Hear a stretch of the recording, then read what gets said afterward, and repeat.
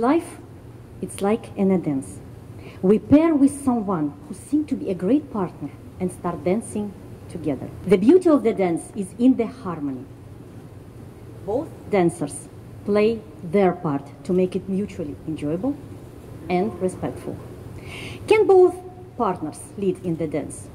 Absolutely, but not at the same time. Good dancers know when and how to lead and move in a harmony with their partner. Historically, the roles in this interaction were very traditional. Men were expected to be masculine and women were supposed to be feminine. Speaking of masculinity, we traditionally assume assertiveness, ambitions, courage, leadership, risk-taking, and independence. Speaking of femininity, it includes affection, empathy, forgiveness, patience, and warmth. Historically, anything against these standards was considered a problem, a disorder, or even a crime. Starting from the ancient world, men were expected to provide, protect the family, and dominate, while women played a lesser role than men, being valued for only taking care of the house and children. The same continued in the medieval times, with the dominant role of men. Even 50 years ago, men were expected, we already know what, to provide, protect the family, and dominate. And again, such men were looking for submissive women who could take care of the house, raise children, cook, clean, and so on. As you can see throughout the centuries, the balance of the roles was very clear and rigid. Men's dominance was attributable to their masculinity, and women's role was based on their femininity. Today, and in the last 50 years, things have changed dramatically. Slowly but surely, the society was liberated from traditional male-female perceptional balance, and now men are more involved in feminine responsibilities at home and in caring for their children. They share or trust more of their duties to women and are becoming more open about their vulnerabilities. In turn, women have come out of their homes, are getting equal education and, well, equal paid employment. They gained independence in the areas that were men's prerogative. And now, can a woman of today demonstrate both masculine and feminine features in different situations? The answer is yes. Can a man show both features depending on the circumstances? The answer is yes. And how many of you can behave in both masculine and feminine ways? We all, to various extent, we all do. Giving and taking, by leading and following. And nowadays, our behavior is not determined by gender-specific roles anymore, but by our personality and choices. As my colleague Sandra Bam said, now masculinity and femininity are not opposed anymore. Her main approach was that each individual has a ratio of masculine and feminine qualities. An equal amount of these characteristics makes us a social androgen. Of note, the term androgen is made up of two Greek words, andro, meaning male, and gene, meaning female. According to the ancient Greek philosopher Plato, androgens were our ancestors and possessed tremendous masculine and feminine power. They had a head of 2 faces, 4 arms, and 4 legs. They were powerful and courageous, and even dared to threaten the gods. Fearful of their strength, the gods wanted to reduce their power. And they split each androgen into 2 separate parts. After this, people could possess only one of 2 features, masculinity or femininity. Gods were satisfied, since desperate people were no longer powerful and no longer a threat for them.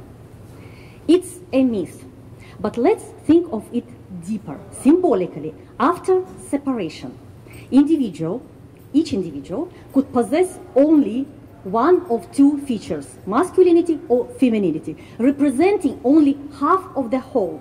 To become complete, needed someone to complement them. For example, if a person had masculine features, they needed someone with feminine features, and vice versa. In the last 50 years, and because of the shift of traditional roles, we finally came to an alternative to reunite with our missing part. And we find this missing part not outside, but within our own self. Men now are able to discover their femininity, and women are able to reunite with their masculine part. And that's the real message that Plato sent us from 2,500 years ago. The myth about androgynes is not about our physical, but our psychological nature. A head with two faces symbolizes our ability to look at each situation and understand it from different perspectives. 4 arms represent the ability to carry different responsibilities, like jugglers controlling patterns in time and space.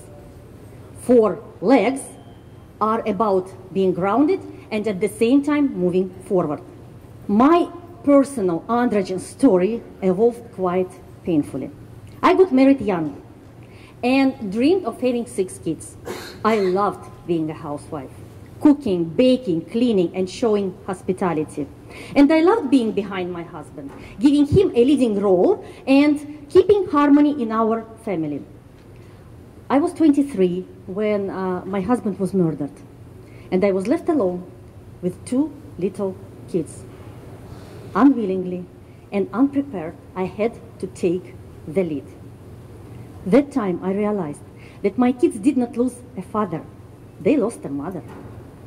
To provide for the family, I started my own business, which required an immediate flip-flop from a quiet housewife to a sturdy businesswoman. I struggled a lot, but my 2 kids were my best motivation. So my business career went very well. I was on top of my masculinity, surrounded by tough guys, and being one of them. However, now my feminine part was almost gone. I was too focused on business, profit, and expansion. Thanks to psychology, and fortunately, driven by the interest of human nature, I started studying psychology, which gave me a possibility to balance my both masculine and feminine part. Carl Jung would say that both my anima and animus matured within my own psyche. It sounds beautiful, isn't it? It's now over 20 years that I'm helping men and women who are like me and who were like me, searching and looking for their masculine and feminine balance. Their stories are different, but at the same time, they all are about juggling these 2 features. Some of my female clients, successful businesswomen, they vocalize concerns about their toughness and inflexibility. Having progressed with their masculine part, they seem to have alienated their femininity. They cannot ask for help and have difficulty relaxing, keeping everything under their tight control. Another type of women clients are those with highly developed femininity. They are quiet, don't ask any questions, and agreeing with everything. They come with a dream to start their own business, which without advanced masculine qualities would hardly happen. They give up at the first obstacle, or imagine such a woman in tough negotiations. Men clients their own challenges as well. A very common category are those who we call alphas. Their masculinity is so high as if they are made of iron. No feelings, no attachments, and no tears. Once in their lives, they learned that being affectionate means being in a vulnerable position, and being vulnerable means being weak. However, this is what they have on the surface. Very deep inside, they are very sensitive and warm. But it takes time, effort, and sometimes tricks to uncover their feminine ability to love and be loved. Another type of men clients are those who radiate kindness, obedience, and acceptance, typically feminine features, but lack perseverance and toughness. When in a relationship, they're very comfortable, but only till the moment when they need to make a decision or take a risk. They won't, because they cannot. Helping them to reconnect with their masculinity makes their lives much easier. And this is the goal number one for everyone. Since those who can skillfully manage their masculine and feminine parts are very flexible, creative, and adaptive. They perform as leaders and followers, analysts and strategists, peacemakers and fighters. All these create an advantage in today's world, in social life, at work, and in relationships. However, this is not the actual situation. People still don't know how to manage and apply their androgyny, and in some cases they pay a very high price for this. The most evident area which is affected are relationships that we build. While evolving as androgynes, we unfortunately have reached the highest level of divorces in the history of humanity. If you will look at this chart, during the first half of the 20th century, the rate of divorces have climbed from 0.8 to 25%. As you can see, these numbers increased double from 1950s to nowadays, which means that almost half of all marriages end up in divorces. It's shocking that every 42 seconds there is a divorce in America, which is 86 divorces per hour, 2,046 divorces per day, and 14,364 divorces per week. Usually when I work with clients, we strive to get to the core of their challenges. There are three most common reasons for separation and divorce. The first reason is independence. Since traditional roles were replaced by androgyny, we are able to apply our abilities alone. Realizing that we can exist and succeed independently minimizes the need of a partner. The second reason is that the overall perception of marriage got blurred. Before, men and women knew their whys: to raise children, to survive economically, to share duties. Now they lost the value and need of being together. The third reason is that partners have just only one single expectation from marriage. They want it to be enjoyable and happy, but cannot find access to this happiness. As a result, partners get frustrated and eventually divorce. After a divorce, they either choose to stay single or remarry. However, most of remarried couples fall into the same trap again and again in their next marriages and relationships. Studies show that first marriage end up in divorce for 41%. Second marriage end up in divorce for 60%. And third marriages end up in divorce for 73%. According to the University of Alberta research, this dynamics is very predictable.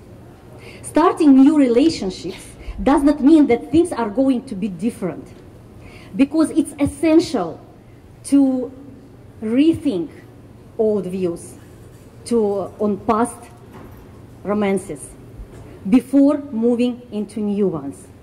You probably think of what we as androgynes can do to build a happier relationship with our own kind, instead of moving into these divorce funnels.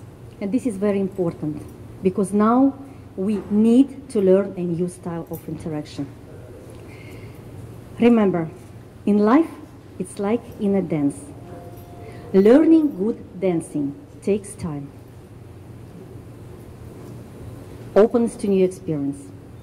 and our readiness to coordinate our movements with a partner. Dancing off to androgens is much more advanced, and it requires synergy, synchrony, and role exchange. Can both partners lead in a dance? Perhaps they can. And when one partner expresses their masculinity, the other partner can join the interaction from their feminine side. Or when one partner acts feminine, it's the best solution for the other partner to take the lead, so that the harmony of partnership will always be there.